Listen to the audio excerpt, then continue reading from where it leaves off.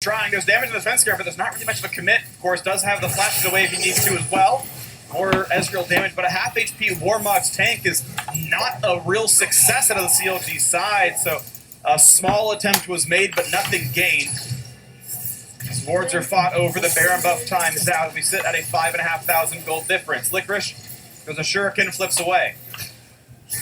Meanwhile, on the top side, Nisqy trying to get those minion waves into the tower. Only a little bit of health left on the last secondary turret that CLG have. Cloud9 closing the pressure.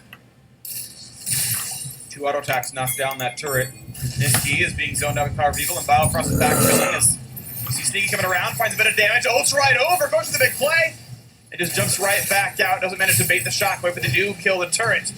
Tier 2, final one is gone. Mid, gone now as well, inhibitor left open, CLG now with 4 to defend that side. Cloud9 can say, well, they can play it a couple of different ways, but it looks like 4 different seconds to Baron. That's probably their target. Several recalls come out, they're going to play for the top river, and with second Baron, they can close the game. Yeah, I think they're looking for a bait right now. Svenskeren has ultimate on Sejuani, so with Sejuani, Braum, Aurelia, it's pretty easy to catch CLG if they start running towards Baron, try and face check it. And Cloud9 are going to take that route. King's already back out onto the map. Only a couple control wards bought by Zeyzal, though. Not too many extra ones for C9. They're just leaving the existing ones that they have on the map up. Not getting the extra spots for Nisqy or Sneaky filled. And maybe that means they won't try the bait. Maybe that means they're just going to try and run through the exposed inhibitor. Play. They are pretty heavily guarding mid and jumping it forward. Now looking to play towards quickly. Can't find that slow, though. CLG able to wave clear, and with an open inhibitor, you don't need Baron to knock this one down. Liquor jumps the wall, spots the gangplank. I'll have to respect that. The drum's getting taken away. Wolves will go C9's way. Licorice taking some damage, though, has to jump the wall, does so successfully. Nice aim. Back to the top, jump goes Cloud9.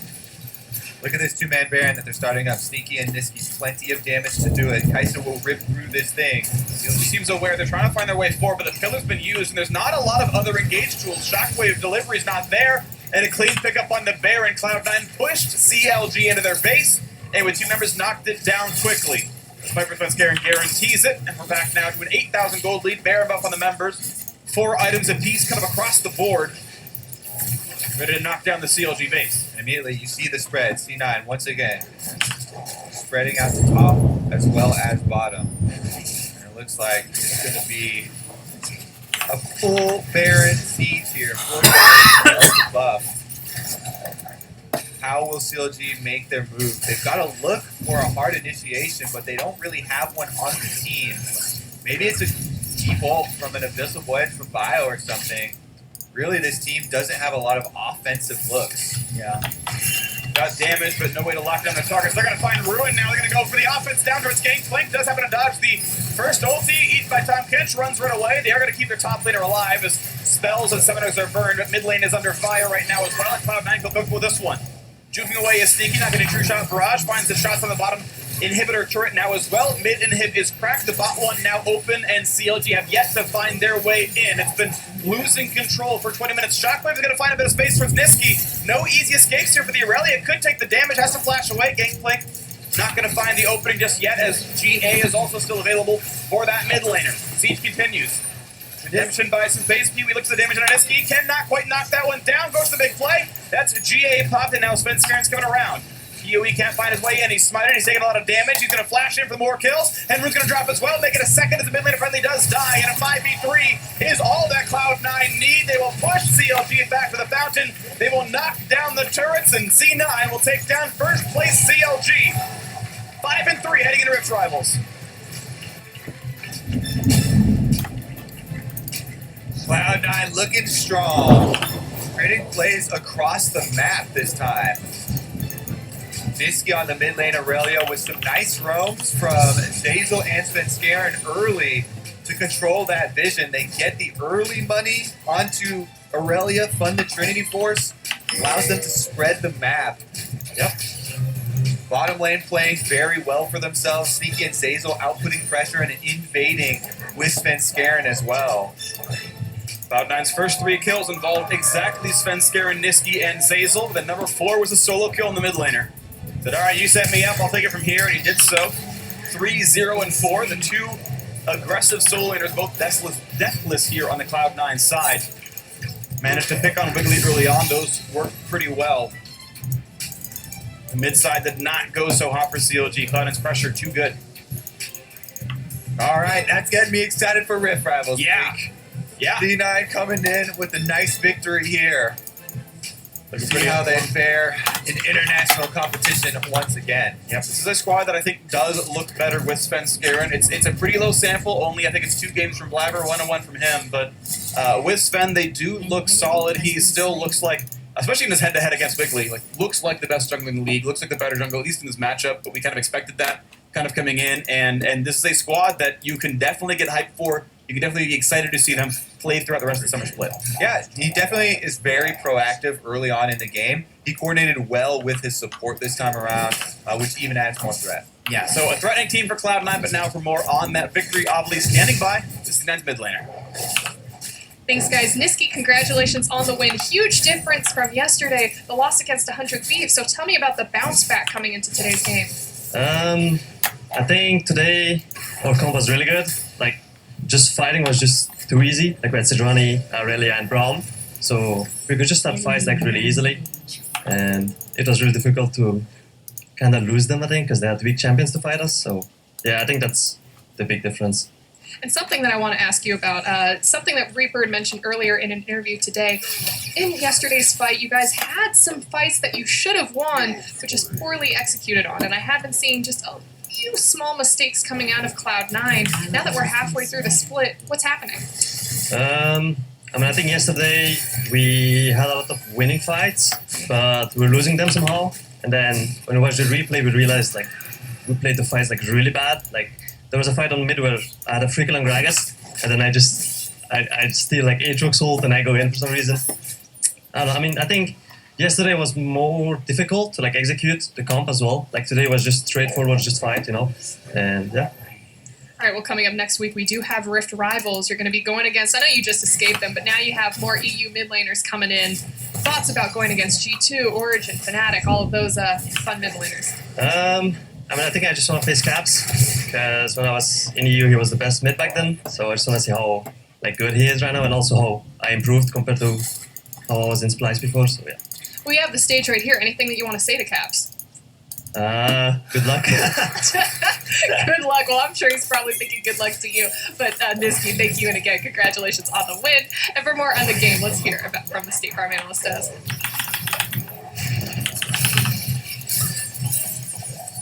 Thank you, Obli. With Svenskeren back in the lineup, the win goes the way of Cloud9 here in our first game of the day over CLG to move to 5-3. That's going to feel good ahead of a Rift Rivals in which they will be facing off against plenty of tough opponents. But earlier in the day, Reaper made it known that for this game against CLG, he was hyper-focusing on out-drafting them and putting his team in a good position to win this game. What's your assessment of Reaper's draft? 100%. Nailed it.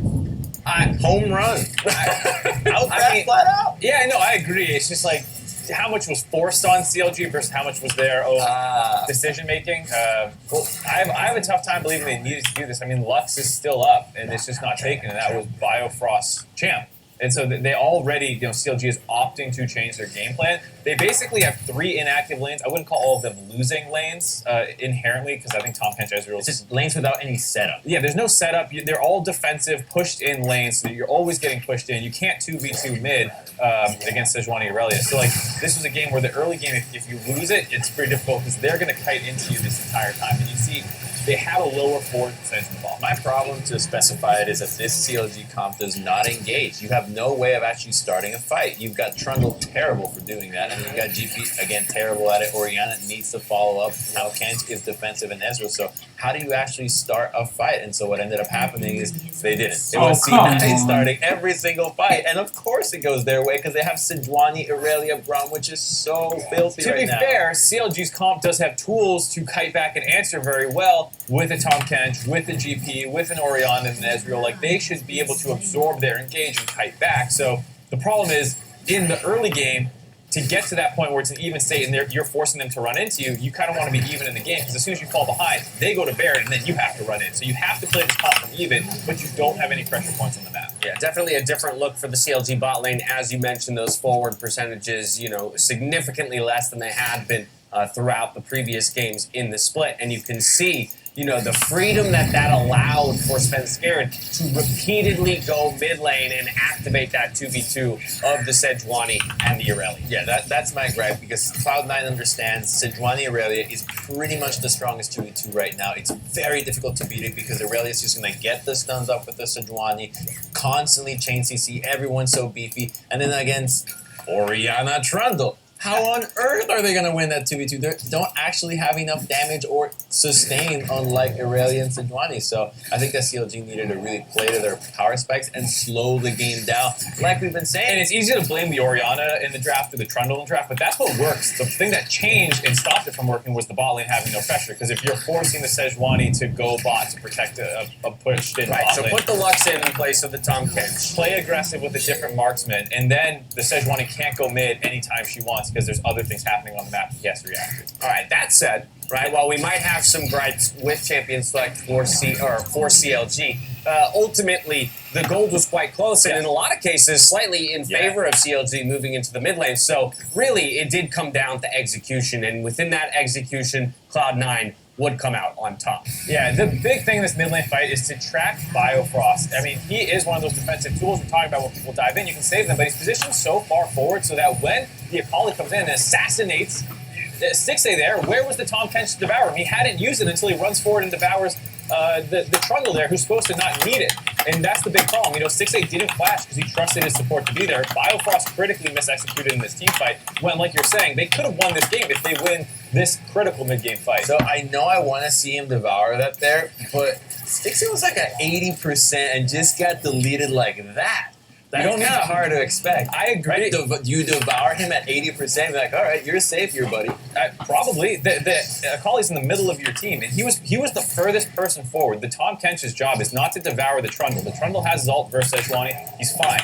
Go next to your backline, whether it's the Akali or whether it's the Ezreal or the Orianna. That's who you're devouring. So I guess there's two steps to that equation. It's like, yes, you could still argue whether or not 80% came out of nowhere. would have been the right value to devour him out. But if you're not even in position to get the devour off, then you've already made a mistake in your positioning. Taking a look at the gold graph here, you can kind of see how that fight alone was the catalyst for Cloud9 to ultimately close out the game. I do think I want to talk real briefly about Cloud9 again in their prospects towards Rift Rivals. We do know that they'll have stiff competition. Niski himself looking forward to playing against Caps, but for a squad that with Svenskeren in the lineup has looked phenomenal, I think this win does a lot in service, of propping them up towards next week and giving them that kind of confidence in which they can springboard forward and maybe challenge these very, very powerful looking Easy squad. Yeah, I mean, not just Svenskeren, because he's going to be up against Jankos and Broxah, and already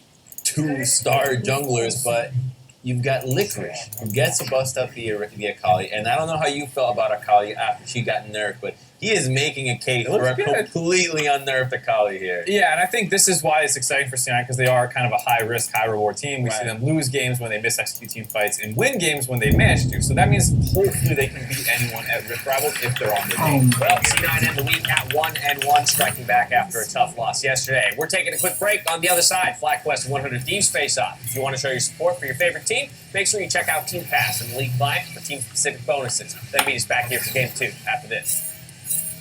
An ally has been slain. An enemy has been slain.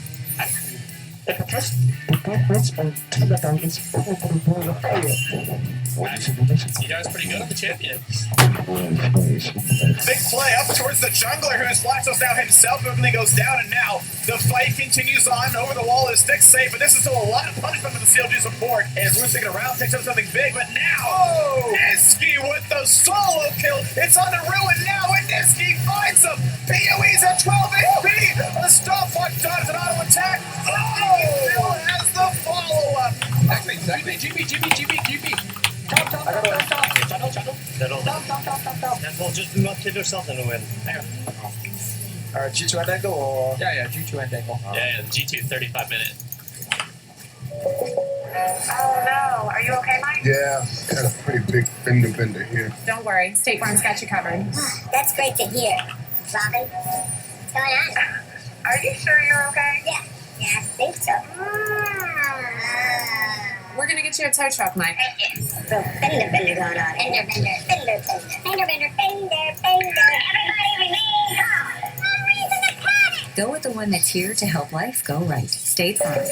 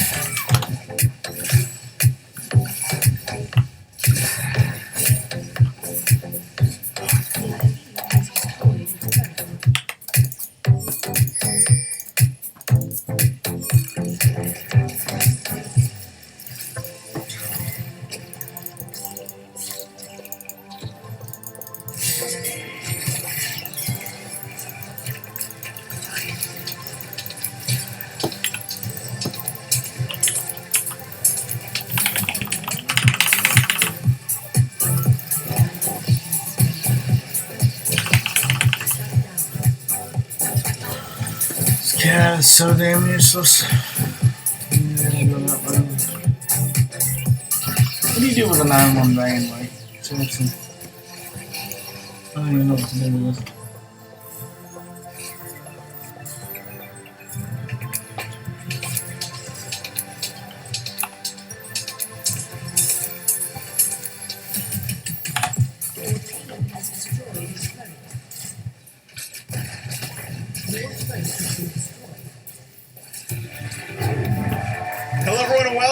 We're gearing up for our next game, which is FlyQuest facing 100 Thieves. We're going to turn to the starting roster. Selecting the blue side is FlyQuest's new look. Viper in the top lane, Santorin in the jungle, Pavelter in mid, Wild Turtle in bot lane, alongside their new support Wadid with coaches Invert and Ka.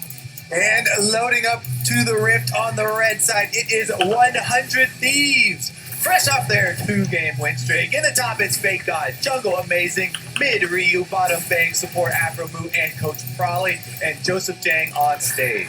Going to be an exciting one. So while we are definitely excited to see 100 Thieves, they picked up their first win last week. That was pretty sweet. No one expected this roster would then transition into a second win in a row, beating Cloud9 of all opponents. That was impressive. Yeah, this is an outstanding resurgence for 100 Thieves. They should be extremely happy with the new look that the team is getting.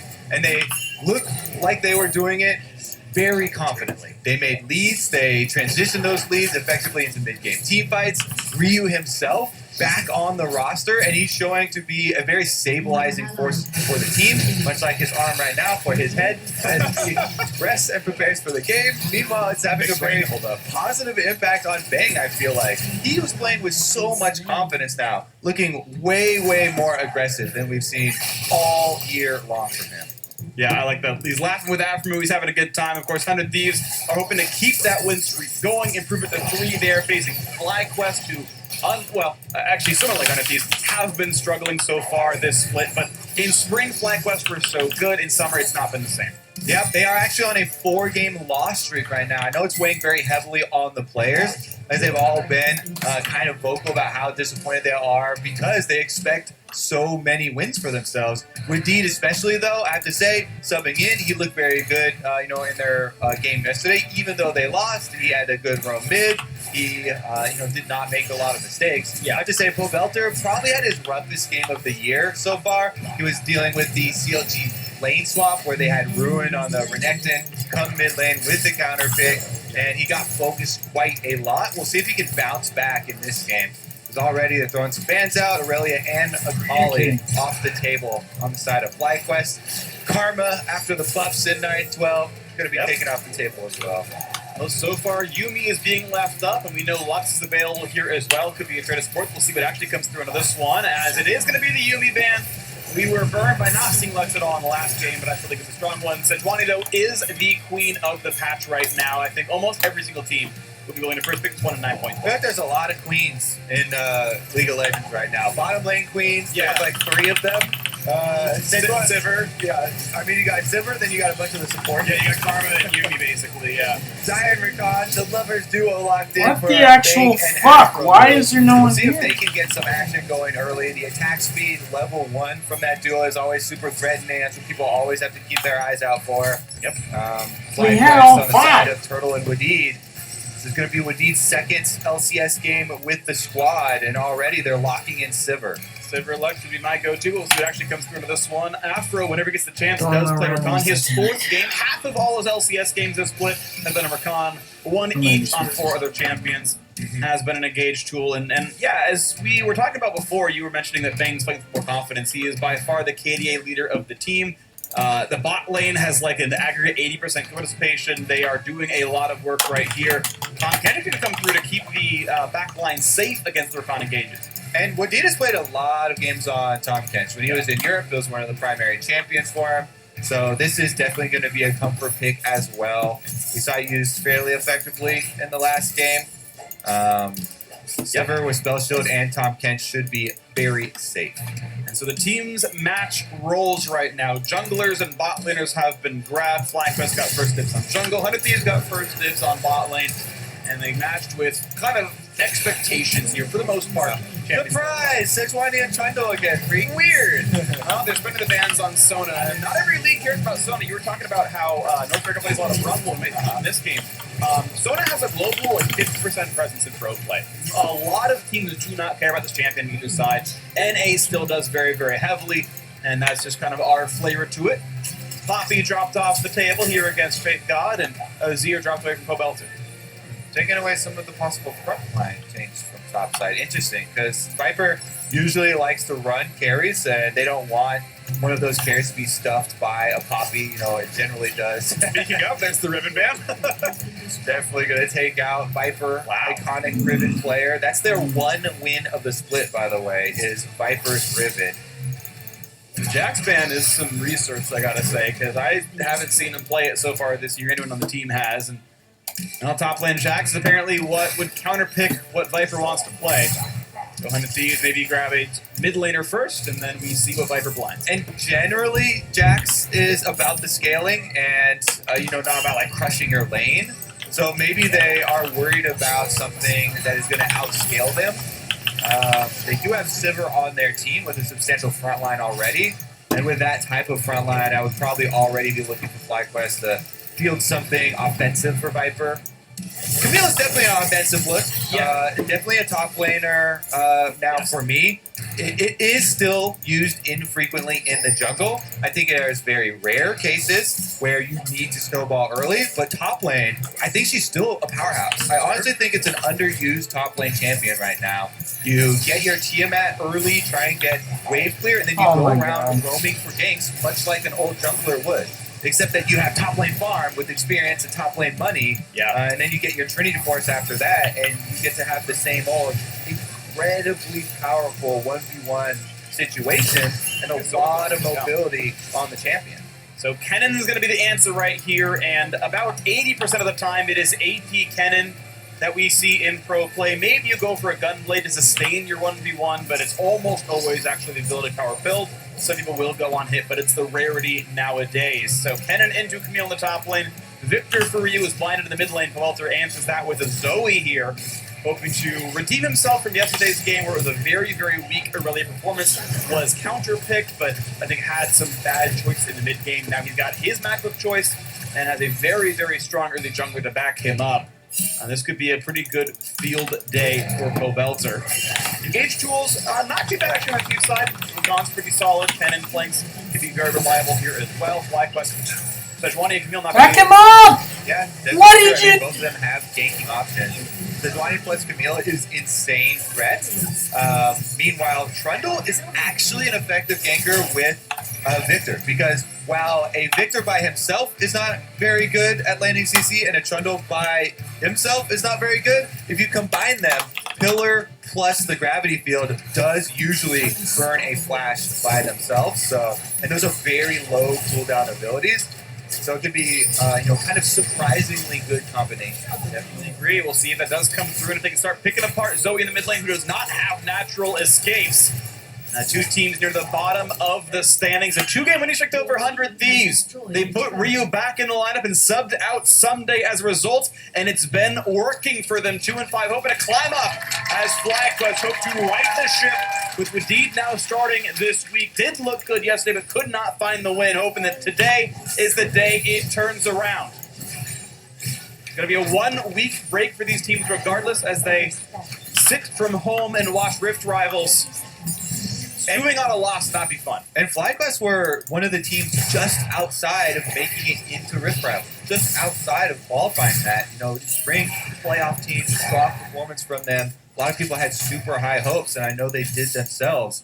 So they're still looking to climb back up the standings. With so many teams so close, it's very much viable for any team in the entire league to make playoffs right now if you make a run. Yep. Yeah, 6th place is something like 4-3 right now. This is certainly doable and well within reach the next couple of weeks. 50% often ends up being enough. Pawelter does not find the poke onto Ryu. The angle, not the range, though. Looks like it's going to be a topside start for both junglers, by the way. Santorin on the Sejuani has gone with the Talisman, so I expect clearing most of the AoE camps down on the bottom side. After starting blue, he'll transition. And we might even see some bottom lane focus there. Generally, a Camille-Kennen matchup, Camille actually is very powerful in short trades. Camille's so good because of the passive shield that pops up and the burst damage you can get with your Qs.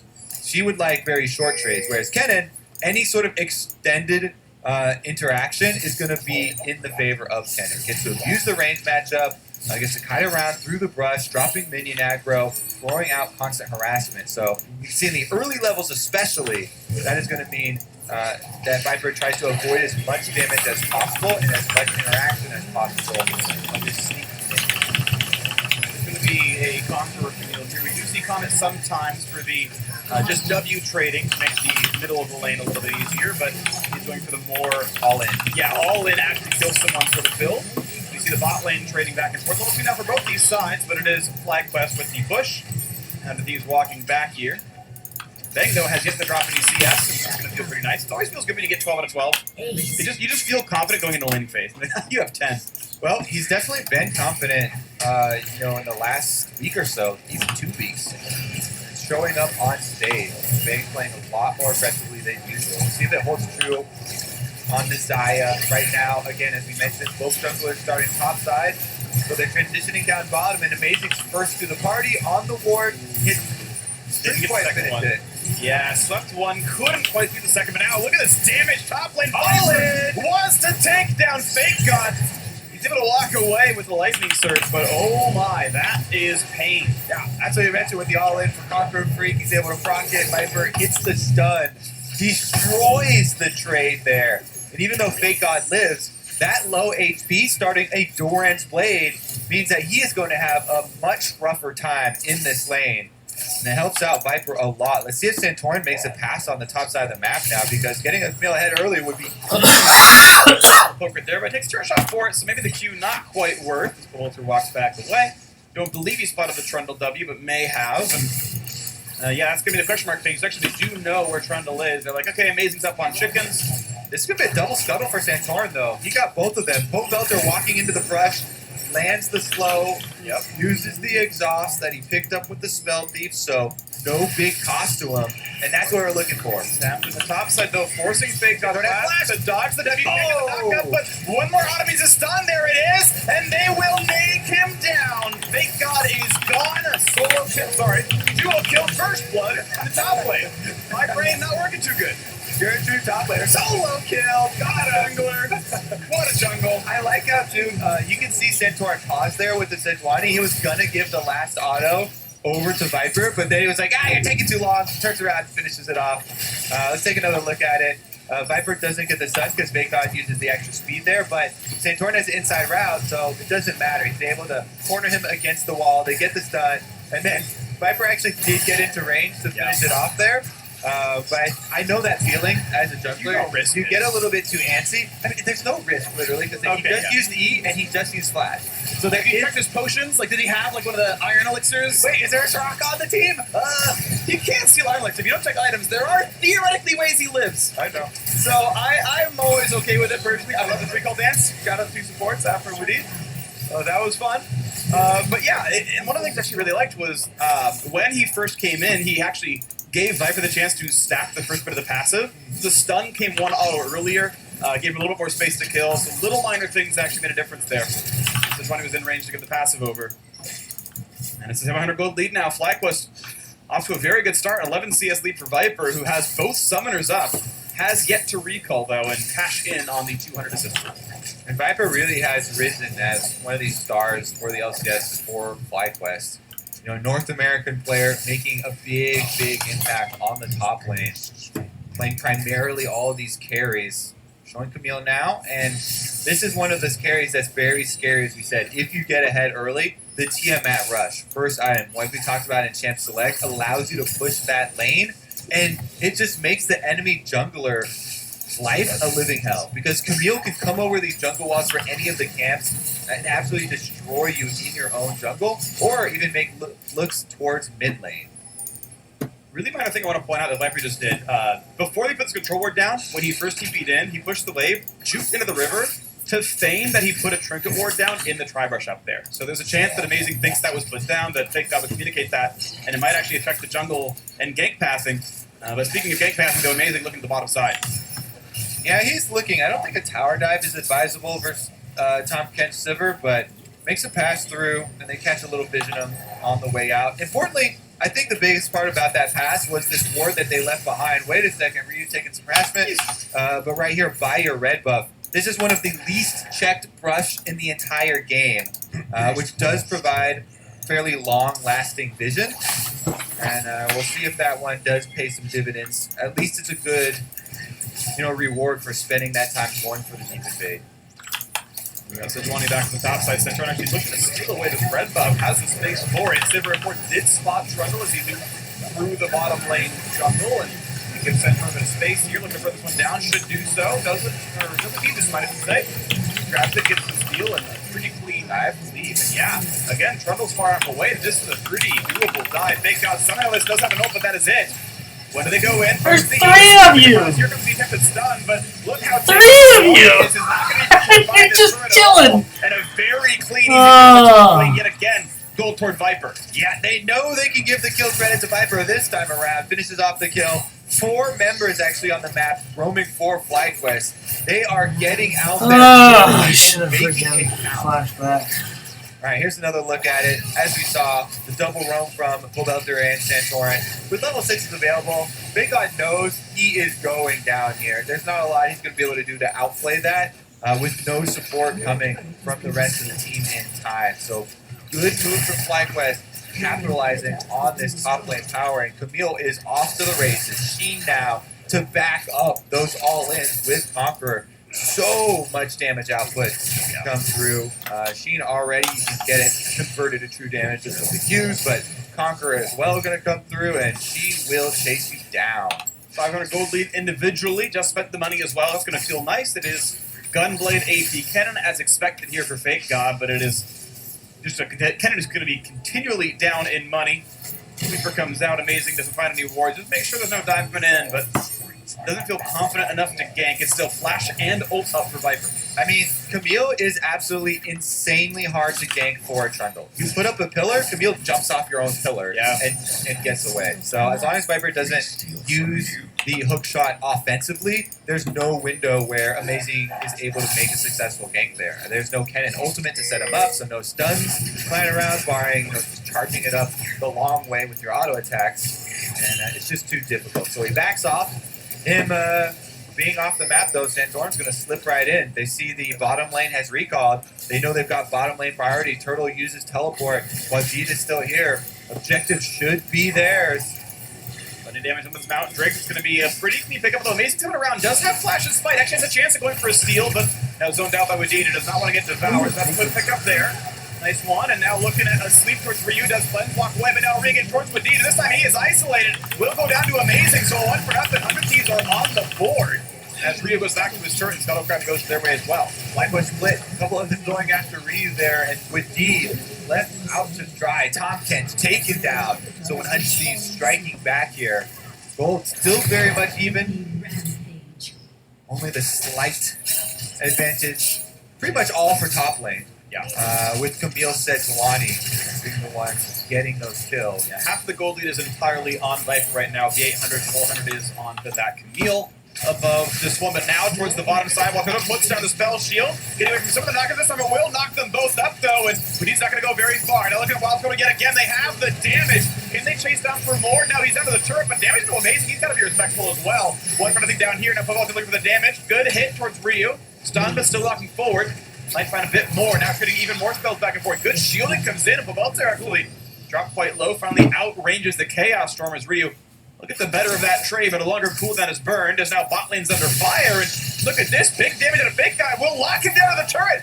Viper has to hook shot away. Good ult. It does hit minions. It does clear that one away.